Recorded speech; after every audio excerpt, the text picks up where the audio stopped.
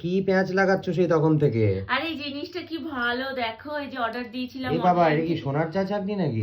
না না না, এটা না ছোট। না, বলা যায় না বাবা, তুমি তখন ভিডিওতে নর্মাল সাজে থাকলেও লোকে কোনো সোনার গয়না পরিয়ে দিচ্ছে। হ্যাঁ, তোমরা যারা যারা দেখছি যে আমি নর্মালি বসে রয়েছি, কিন্তু এক গাদা সোনার গয়না দিয়ে আমায় সাজিয়ে দিচ্ছে, বাই তবে দেখতে বেশ সুন্দর লাগছে।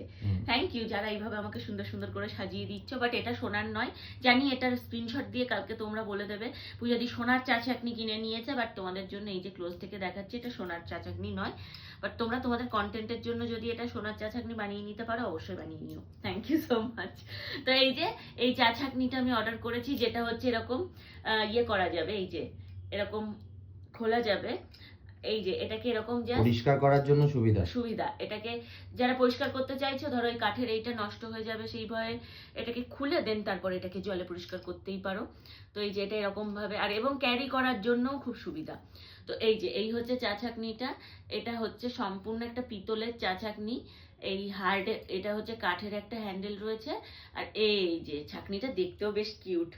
তো এটা তোমাদের কেমন লাগলো? আরো একটা চা ছাকনি, একটা অন্যরকম চা ছাকনি আমি অর্ডার করব, সেটাও তোমাদেরকে দেখাবো। সেটাও পিতলেরই, একটু দেখতে অন্যরকম। এটা নর্মাল, আর ওটা হচ্ছে মানে আধুনিক, অত্যাধুনিক চা ছাকনি। তো সেটাও তোমাদের দেখাবো। বাট এটা কেমন লাগলো অবশ্যই কিন্তু কমেন্ট করে জানিও। আর এটার দামটা অনেক বেশি, দামটা আমি এখন তোমাদের বলছি না, তোমরা জানতে চাইলে তবেই বলবো।